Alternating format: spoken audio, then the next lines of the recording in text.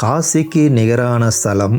இங்கே வழிபட்டால் புண்ணியம் அதிகம் என்பதால் விருத்த காசி என்று அழைக்கப்படுகிறது. Hi, hello, welcome. நான் உங்கள் ராம்கி. மிக பிரம்மாண்டமான மிகவும் புகழ்பெற்ற விருத்தாச்சலம் விருத்தகிரீஸ்வரர் கோயில் இன்னைக்கு வீடியோவில் பார்க்கலாங்க. விருத்த என்றால் பழமை, கிரி என்றால் மலை. இந்த ஸ்தலம் பழமலைநாதர் கோயில் என்றும் அழைக்கப்படுகிறது. சிவபெருமானே மலையாக தோன்றியதால் பழமலைநாதர் என்று அழைக்கப்படுகிறார். நம்ம இப்போ பார்த்துட்டு இருக்கிறது ராஜகோபுரம் இல்லைங்க, வடக்கு கோபுரம். இந்த மாதிரி நடன சிற்பங்கள் கோயில் முழுக்க பார்க்கலாங்க. இந்த கோயிலில் இருக்கிற அனைத்து கோபுரங்களும் இதே மாதிரி பிரம்மாண்டமாக தாங்க இருக்கும். நீங்கள் இது வரைக்கும் கடலூர் மாவட்டத்தில் இருக்கிற விருதாச்சலம் கோயிலுக்கு நீங்கள் வந்ததில்லைன்னா இவ்வளோ நாள் இவ்வளோ பெரிய பிரம்மாண்டமான கோயில் இங்கே இருக்கிறது தெரியாமல் போச்சேன்னு நினைப்பீங்க. இந்த கோயிலில் உள்ள சிற்பக்கலைகள் இந்த கோயிலே பிரமிப்பாக தாங்க இருக்கும். இந்த கோயிலோட 5 சிறப்பம்சங்கள் என்னென்னு பார்க்கலான்னு பார்த்தோம்னா 5 தாங்க. அது 5 கோபுரங்கள், 5 நந்திகள், 5 பிரகாரங்கள், 5 தீர்த்தங்கள், 5 கொடிமரங்கள், 5 தேர்கள். திருஞான சம்பந்தர், திருநாவுக்கரசர் மற்றும் சுந்தரரால் தேவாரம் பாடல் பெற்ற ஸ்தலம். நடுநாடு தேவாரம் பாடல் பெற்ற ஸ்தலம் நம்பர் 9. வல்லாளர் ராமலிங்க அடிகளார் அவருடைய திருவருட்பாவில் இக்கோயிலை புகழ்ந்து பாடியுள்ளார். தேவார பாடல்களிலும் திருவருட்பாவிலும் முதுகுன்றம் என்று இஸ்தலம் அழைக்கப்பட்டது. முது என்பது முதுமையை, பழமையை, குன்றம் என்பது மலையை குறிக்கிறது. கல்வெட்டுகளின்படி மாவூர் கூற்றத்து திருமுதுகுன்றம் என்று அழைக்கப்பட்டது. சிவபெருமானை முதுகுன்றுடைய நாயனார் மற்றும் திருமுதுகுன்றத்துடையார் என்று அழைக்கப்பட்டார். உத்தம சோழனோட தாயார் செம்பியன் மகாதேவியை பற்றி நம்ம ஏற்கனவே சில கோயிலில் பார்த்துருக்கோங்க. பராந்தக சோழனின் மகனான கந்தராதித்த சோழனின் மனைவிதான் சோழ ராணி செம்பியன் மகாதேவி. கல்வெட்டுகளின்படி 10ஆம் நூற்றாண்டில் செம்பியன் மகாதேவியால் கட்டப்பட்ட கோயில் என்று கூறப்படுகிறது. செம்பியன் மகாதேவி கட்டப்பட்ட பல கோயில்களில் இதுவும் ஒன்று. தேவாரம் பாடல் பெற்ற ஸ்தலம் என்பதாலும் இந்த கோயிலின் கட்டுமான பணிகளின் ஆய்வுகளின்படி 7ஆம் அல்லது 8ஆம் நூற்றாண்டில் பல்லவர்களால் கட்டப்பட்ட கோயிலை பின்னர் சோழர்களால் புதுப்பிக்கப்பட்டது. அதன் பின் ஆண்ட பாண்டியர்களும் விஜயநகர பேரரசும் இக்கோயிலுக்கு பல திருப்பணிகளை செய்துள்ளனர். வடக்கு கோபுரம் வழியா உள்ள வந்த உடனே அம்மனுக்கு இங்க தனி கோயில் இருக்குங்க. அப்படியே லாஸ்ட்ல பார்த்தோம்னா முருகருக்கு தனி கோயிலுங்க, விநாயகருக்கும் அதே மாதிரி தனி கோயில் தாங்க. எல்லாம் தனித்தனி சன்னதி கிடையாதுங்க, தனித்தனி கோயில் மாதிரி இருக்கும். நம்ம எப்பயும் போல் மூலவரை பார்க்குறதுக்கு முன்னாடி அம்மனை போய் தரிசனம் பார்த்துட்டு அதுக்கப்புறமா போய் மூலவரை பார்க்கலாங்க. அம்மன் கோயிலுக்கு முன்னாடி இங்கே ஒரு மண்டபம், கொடிமரம், பலிபீடம் மற்றும் ஒரு சிங்க தூண் ஒன்று இருக்குங்க. சிற்பங்களுடன் பிரம்மாண்டமான தூண்கள். ஸ்ரீ விருத்தாம்பிகை, பெரியநாயகி மற்றும் பாலாம்பிகை என்று அழைக்கப்படுகிறார். அம்பாள் விருத்தாம்பிகை கிழக்கு நோக்கி நமக்கு காட்சி தராங்க. இளமை நாயகி அம்மனாக, அதாவது பாலாம்பிகையாக நமக்கு காட்சி தராங்க.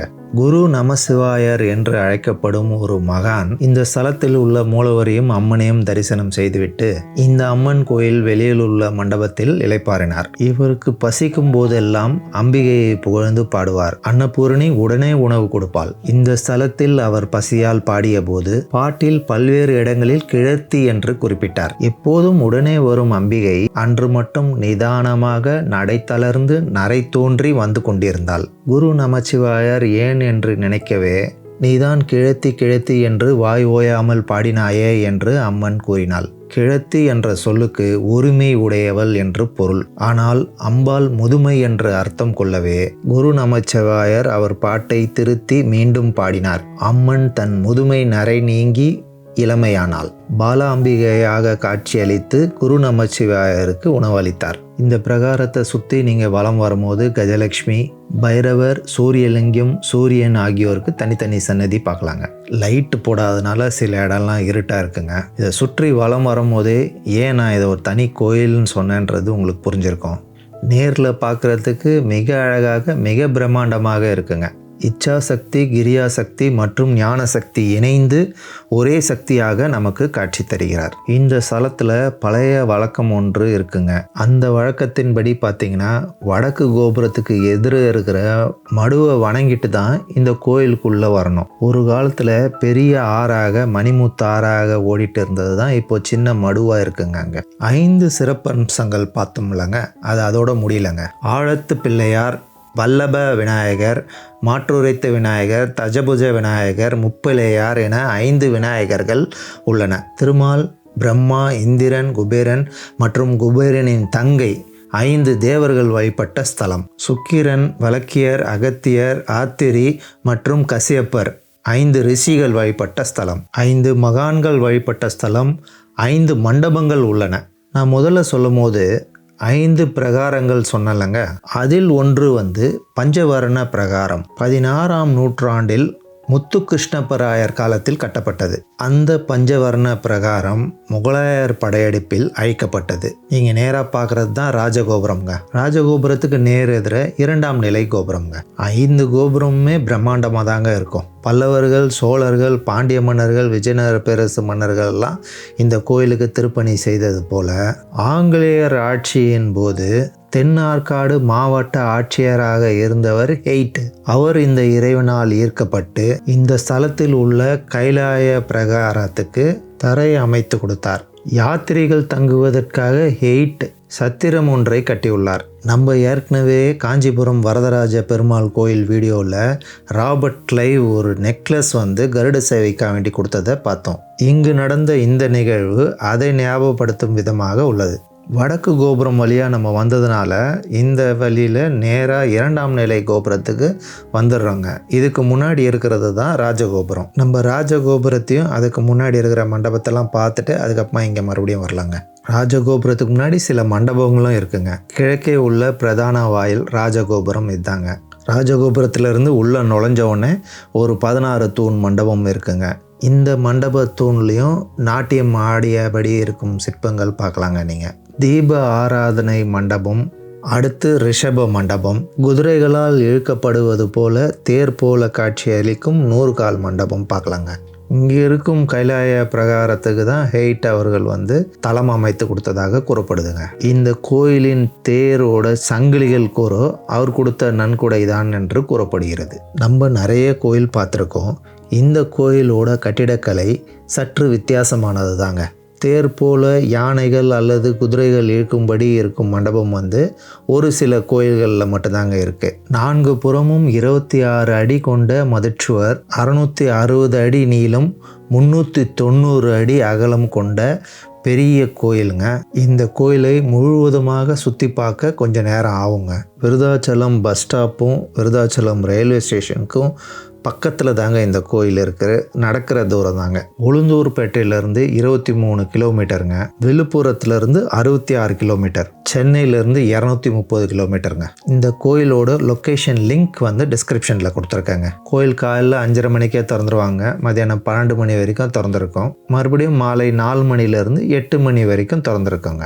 1974க்கு பிறகு இந்த கோயிலுக்கு சொந்தமான அர்த்தநாதீஸ்வரர் உள்பட 6 சிலைகள் திருடப்பட்டு வெளிநாட்டுக்கு கடத்தப்பட்டதுங்க. பாண்டிச்சேரி பிரெஞ்சு நிறுவனத்திலிருந்து ஆவணப்படுத்தப்பட்ட புகைப்படங்களை ஆதாரமாக கொண்டு தமிழ்நாடு குற்ற புலனாய்வு துறையின் சிறைப்பிரிவு ஆஸ்திரேலியாவில் உள்ள நியூ சவுத் வேல்ஸ் கலைக்கூடத்தில் 2 சிலைகளை கண்டுபிடித்து 2014 மற்றும் 17 மீட்கப்பட்டது. நுழைவாயில் உள்ள வந்தவுடனே இடதுபுறத்துல விநாயகர் 6 படை வீடுகளில் ஒன்றான 2ஆம் படை ஆழத்து விநாயகர் கோயில் 18 அடி கீழே இருக்குங்க.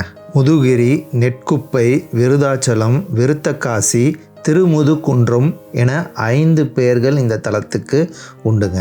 5 வழிபாடு, 5 மூர்த்தங்கள் மற்றும் இறைவனுக்கு 5 திருநாமங்கள். விருத்தகிரி, முதுகுன்றீஸ்வரர், விருதாச்சலேஸ்வரர், பழமழைநாதர், விருதகிரீஸ்வரர். இந்த ஸ்தலத்தில் சிவபெருமான் சுயம்பு மூர்த்தியாக அருள்பாவிக்கிறார். இந்த ஸ்தல புராணத்தை பார்க்கலாங்க. மூலவர் சன்னதியை சுற்றி வலம் வரும்போது 4 மற்றும் 63 நாயன்மார்கள் பார்க்கலாங்க. இந்த ஸ்தலமே ஒரு பழமையான மலை மீது அமைந்திருப்பதாக நம்பப்படுதுங்க. புராணங்களின்படி பிரம்மர் பூமியை படைக்க நினைக்கும் போது முதலில் தண்ணீரை படைத்தார். விஷ்ணு பகவான் தீய மது கைடவர்களை வெட்டி வீழ்த்தினார். அந்த உடல்களின் துண்டுகள் பிரம்மாவால் உருவாக்கப்பட்ட தண்ணீரில் மிதந்தன. நீர் மற்றும் செதையுடன் பூமியை உருவாக்க சிவபெருமானிடம் வேண்டினார். சப்த கன்னியர்கள் இங்க பார்க்கலாங்க. சிவபெருமான் ஒரு மலையாக தோன்றினார். அந்த மலையை கொண்டு பல மலைகளை உருவாக்கினார் பிரம்மர். சன்னதிக்கு பின்புறம் லிங்கோத்பவர். மலையாக தோன்றியது சிவபெருமான் என்று அறிந்தவுடன் பிந்து மாதவ பெருமாள் இங்க தரிசனம் பார்க்கலாங்க. சிவபெருமானை வணங்கினார் பிரம்மர். சதையையும் நீரையும் இணைத்து கடினமான வடிவத்தில் பூமியை படைத்தார் சிவபெருமான். பிரம்மர் படைத்த மலைகளுக்கு முன்பே சிவபெருமான் மலையாக தோன்றியதால் பழைய மலை பழமழை என்று பெயரிடப்பட்டது. மூலவர் சன்னதியை சுற்றி வலம் வந்தாச்சுங்க. ஆனால் நம்ம வெளியே வரல. ஸ்தல விருட்சம் வன்னி மரம். ஆராய்ச்சியாளர்களின்படி 1700 வருடம் பழமையான ஒரு மரம். 2500 வருடம் என்று இங்கு நம்பப்படுகிறது. இந்த ஸ்தல புராணத்தில் வன்னி மரமும் இடம்பெற்றிருக்குங்க. மூலவர் சன்னதிக்கு வெளியே இந்த மண்டபம் பார்க்கலாங்க. நீங்கள் சன்னதியிலேருந்து வெளியே வந்தோடனே உள் பிரகாரமும் ஒன்று இருக்குங்க. இந்த இரண்டாம் வளாகம் மிக பிரம்மாண்டமாக அமைக்கப்பட்டிருக்குங்க. ஒரு புராணத்தின்படி இந்த கோயிலோட புதுப்பிக்கும் பணிகளை விபாசித்து முனிவர் மேற்கொண்டதாக கூறப்படுகிறது. இந்த கோயில் கட்டுமான பணி செய்பவர்களுக்கு சம்பளமாக விபாசித்து முனிவர் இந்த கோயிலோட ஸ்தல விருட்ச வன்னி மர இலைகளை கொடுத்ததாக கூறப்படுது. பின்னர் அந்த வன்னி மர இலைகள் அவர்களின் வேலை மற்றும் தரத்தின் அடிப்படையில் ஊழியருக்கு கிடைக்க வேண்டிய மதிப்புக்கு நாணயமாக மாறியது. குபேரனின் மகளுக்கு சொந்தமான ரத்தின காதணி ஒரு பறவையால் திருடப்பட்டு விபாசித்து முனிவரின் மடியில் விழுந்தது. குபேரனின் மகளுக்கு அது பிரியமான காதணி என்பதால் அதை தேடி தருபவர்களுக்கு தன்னிடம் மீதமுள்ள அனைத்து நகைகளையும் பரிசாக அறிவித்தாள். பஞ்சலிங்கங்கள் சன்னதிங்க. விபாசித்து முனிவர் காதணிகளை திரும்பி கொடுத்து அவரிடம் மீதமுள்ள நகைகளை வெகுமதியாக பெற்றார். அந்த செல்வங்களை வைத்து இந்த கோயில் கட்டியதாக கூறப்படுது. சைவ சமயத்தில் 28 ஆகமங்கள் உண்டு. அவற்றை 28 லிங்கங்களாக இச்சலத்தில் முருகப்பெருமான் பிரதிஷ்டை செய்து பூஜை செய்துள்ளார்.